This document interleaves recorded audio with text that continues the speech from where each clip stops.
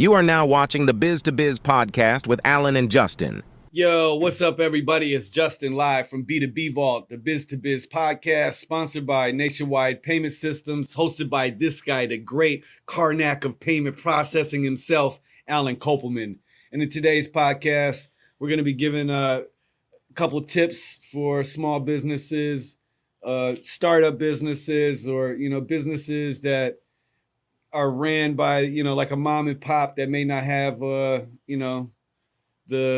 knowledge or wisdom that Alan and myself may have. We've been doing business for 15 years. Alan's been in business for 20 plus. Combined, we have almost 40 years of knowledge contained in our cranium in the dome piece. So we figured it'd be a opportunity to let some of that go. Yeah, man. How you doing? I'm doing good. So, February. It is February. I don't know what happened. Boom. January came and went. I don't know. We're in a leap year. So, it's really strange. 4 years ago, the Chiefs and the 49ers were in the Super Bowl. Biden and Trump were going to facing off for the presidency, and they were talking about releasing Final Fantasy VII. And so I don't know if we've been in this really weird time warp for the past 4 years, but I could say history repeating itself. Yeah. I don't understand what's going on. So maybe this new year will provide some better stuff. Yeah, man. What else is new though? Did you see anything interesting in the news today? No. So I was involved in an interesting discussion this morning. Uh-oh. So they were talking about, work in the office, hybrid, 2 days in the office, 3 days home. I seen something about that. And then they were talking about, like completely remote work and like what's going on like in the workforce. And one of the things that came up in the discussion was that we're looking at the amount of layoffs happening everywhere across banking, technology, the tech companies, all types of different companies, right? And then one of the things that came up in the discussion was, that some of these companies, especially the very large companies, right, have taken the attitude of, well, you don't want to come to work. And if we're going to have remote workers, we're going to go remote and go like to other countries where people will work for a lot less money. And that's starting to really take effect and hurt the economy. And when I look at, like we're running an ad, right? And we're getting tons of people. They're not even from the US applying. I've seen that there was a lot of UK people from the UK, and from India, right? The Ukraine, yeah, and they're applying for the job. It says, how are they even seeing that though? I have no idea. It says in-person job, and even in the qualifications, it says that it's an in-person job, right? And they still say they. I mean, because I've been sharing that job on a couple different platforms, and I haven't even gotten a like. No, I got a bunch of responses, and I got, a few people. I'm just saying, like, people don't want to work. That's what it seems like. People don't want to work in the office. Right. They don't want to work in the office. And now it's coming back to I think we're going to see a huge problem where we're going to have one of the biggest, I think it was when Clinton was in office, we had a lot of what they called offshoring. Okay. And that's kind of like when it started because of some policies. Well, he made it so that you could do that. Yeah, right. He made it so you could do that. And that really hurt the economy in the United States. That shit was what he was doing, what he signed off for was a little bit bigger than what you're talking about. I know what you're talking about. I was old enough to vote for that. No, I wasn't, but yeah. Bill Clinton. Billy Clinton, that guy and his wife. I never Ooh. did that. I didn't do it. Yeah, no, that's when like manufacturing, he opened the gates for some really terrible things. And yeah, I know what you're talking about now. Yeah, and now it's coming back to now it's just like people are using that same and it's offshoring all the jobs over there and right. It's not the manufacturing jobs. No, it's now all the jobs. Now it's like office jobs, paperwork jobs, sales jobs, all types of jobs. Customer service, answering phones, call center. I mean, with artificial intelligence. So I think what you're talking about too is, with the layoffs, a lot of these companies are jumping the gun with AI. And they're laying off whole divisions, right. like whole groups and teams of like, I know exactly the companies that you're talking about. I'm not going to name them because they don't deserve the love, but they're literally cutting entire like divisions because they've been told by the CTO, oh, we don't need that anymore. Let's just use AI. Right? Yeah, well, they're all launching. The problem with that is this. Yeah. Yes, it's a workaround for the companies, but the general public, the people who buy those products and expect to talk to people, they're not going to go for this. They're not going for it. They're going to stop using your service. They're going to find some place that has a human touch to it. Yeah, when I see all these banks closing up, like I saw that today, there was an article about a bunch of different banks, won't name them, and they're going to close hundreds and hundreds of branches because they want to switch over to online banking to people open up accounts online. The problem with that is when you need to open a business account, trying to open a business account through one of those neobanks, that's fully online is a huge pain in the butt. You got to send them driver's licenses. They got to take pictures of you. They have to do a video call with you because they have to do KYC. Yeah. It's a business versus a personal. Personal is easy for them because they can just get your driver's license, your social security. Hopefully you have some banking history, right? And they check it out.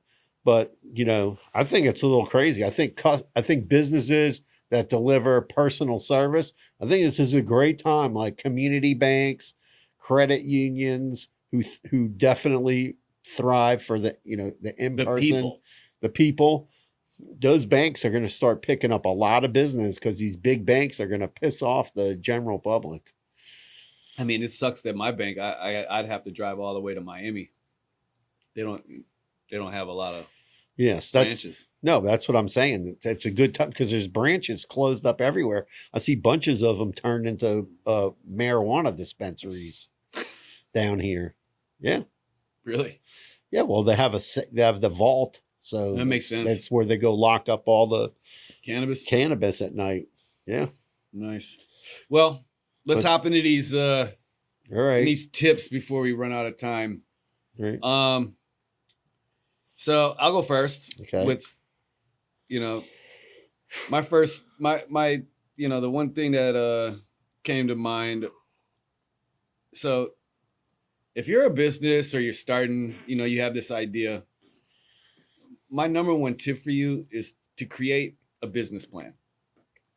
And if you're already in business, it is a really, really good time to go and reflect on that business plan. Maybe you did okay, you've been in business for 5 years or whatever. But when was the last time you went and looked at your business? Yeah, and sometimes people don't have I think it's also good, like in the the end of the year and the beginning of the year, and even throughout the year, to say, okay, let's look at what we're doing, how we're selling. Maybe we need to make some changes, and then what are those changes that you want to make? Like we're doing one right now where we looked at a bunch of things. We made a decision, right? Now we're moving towards, moving towards that goal. Yeah, I mean, And- because if you got a business plan and you didn't execute, or if you're first starting out and you're like, yeah, I got this great idea and this is what we're doing, and you hit the ground running, that's awesome. But you need to have like structure and a goal for your business, and so that there can be longevity and that you can continue to sustain the success that you're seeing. Yeah. One of the things is, making sure like as part of the business plan is, keeping up with like your, examining your expenses, examining your cost of goods, examining how much you're charging, because maybe you're not charging enough, and have a goal for like, oh, what's your profit goal? That's exactly what I was going to get into too, because like, so business, you've been in business, right? Yeah. And you take a look at your business plan and you realize like, oh shit, I've been, I missed the mark. I could have, inflation and all this other stuff, you should be putting that into consideration and revising your business plan, for the time that we're in. And so, that's number one for me. To any business out there starting, or you already are up and running, take a look at your business plan and tighten it up. Number two, specifically I would say for startup companies, but goes just hand in hand with any business, is attend events and network at those events, right? So you can't put a dollar amount on this, because you can go to say you're you sell accessories for bowling. Right. If that's the case, then you should be at every bowling alley, birthday party event, or whatever it is, to market and showcase what you do, right? And that's like basically for free. You don't, most time there's a very low entry fee. You might have to pay the $10 to go bowling, right? Right. But the people that you'll meet at that event, or possibly be able to do business with, you'll recoup that money quickly. Yeah, there's different like industry specific events that you can go to. Maybe there's not one in your area and you can create an event, That's a great jewel. Create an event. They got the meetup.com. You can go to Meetup. Yeah, or Eventbrite, create an event. Doesn't have to be an in-person event, it can be an online event too. Yeah. So a lot of people do those type of events, Indeed. Yeah. And you got chambers and different business groups. When I say, events, I said bowling, but like, it was just the first thing that came to mind. There's just, if you sell car parts, you should be going to car meets and, all of that. Yeah, hand out business cards, make people aware of your website. Indeed. Any way you can, you got to, like we talked about marketing a couple of podcasts ago, what's old is new now, direct mail, handing out postcards, handing out flyers, handing out business cards. People have to get back to the basics. That good old fashioned guerrilla promo ain't never left. No, it's never left. It's not going to leave either. No. So take your ass to the damn local, whatever it is. You might not want to drink. You might not be into the partying. You don't have to stay there for the whole 3 hours. Alan tells me this all the time. It's nothing about comfort zone. I don't drink, so it's tough being around people when they're talking and they smell like a vodka spritzer. I'm the same way. I don't drink. So. I don't like it. You know what I mean? And if I am having a beverage, I'm not trying to talk about business, right? I would rather be at a sports game cheering on the Milwaukee Brewers or something, whatever. But so like, it is tough, and it's something that, you as a business owner, you just gotta, either you're going to have to hire someone to do that for you. Yeah. Or, you just go ahead and go, hey man, there's this conference that's coming up. Yeah. Or if you have sales, I'm going to go. Or if you have salespeople, you got to get them to do it. That's got to be part of their sales thing is to go out to these events. I agree 1,000%. And my number 3, I've said this 1,000 times, I feel like, but I know not everyone loves Google. Right. Okay. But they have what is called Google My Business. It is free. You claim it. You claim your business profile, or you set it up. Now, you might not have a website. You might be from the Stone Age and you don't want a website, or you don't feel like it's necessary. Or maybe you're home based and you don't want to have a website because you don't want to expose your home business your home address. That's fine. But, how is someone going to find your business? Right. And so Google My Business is a very low entry level.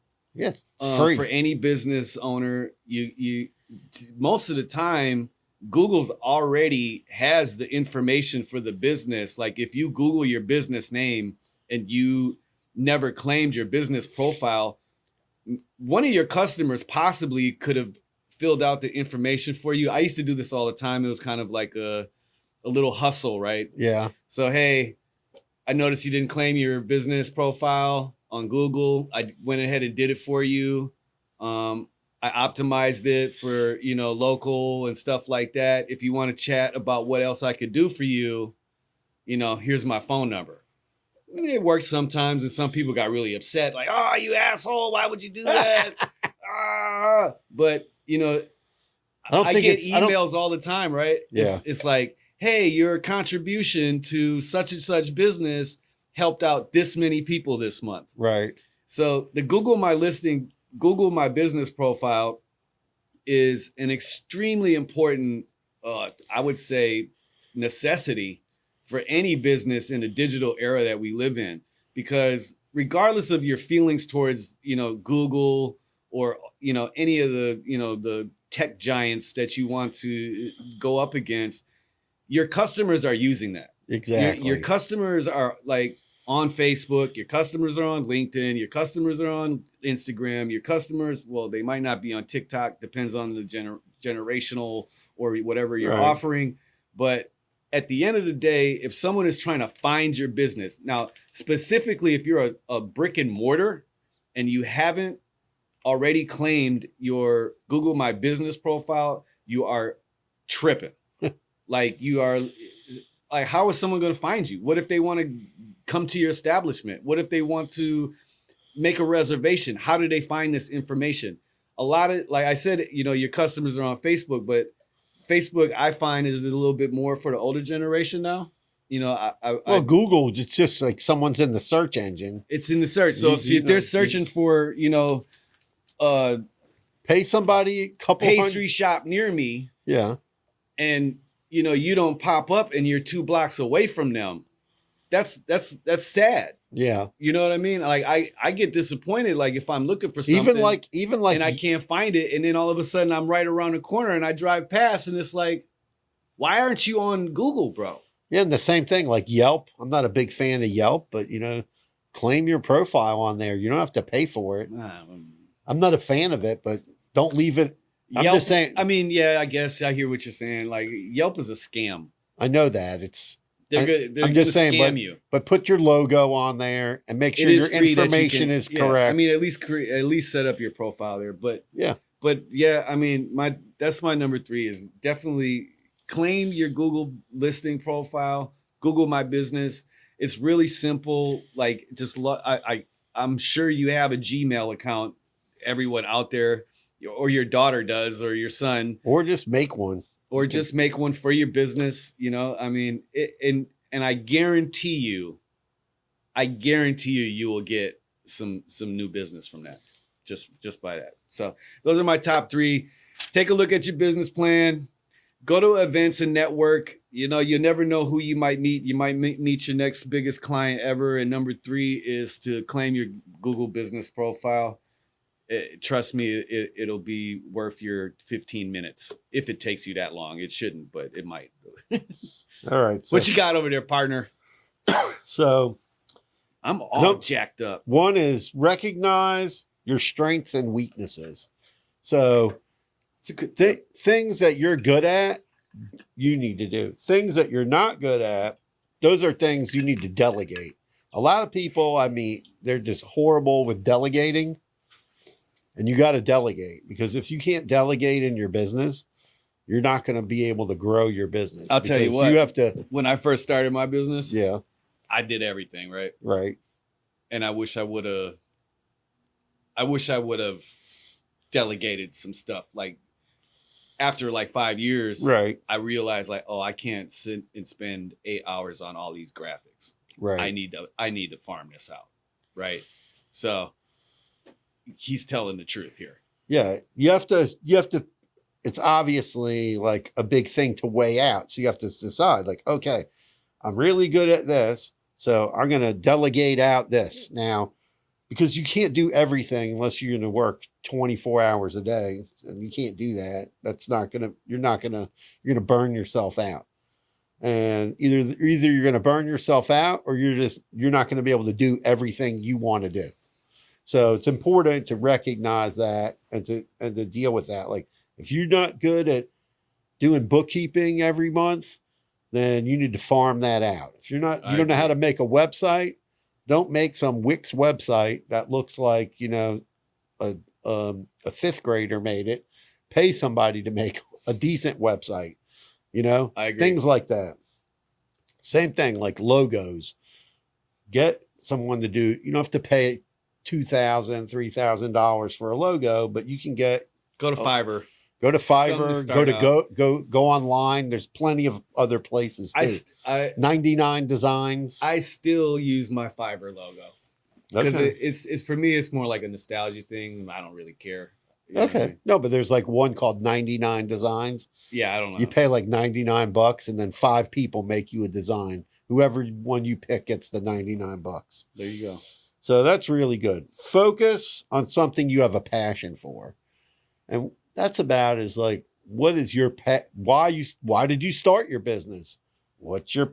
That's why you started it, because you're passionate about it.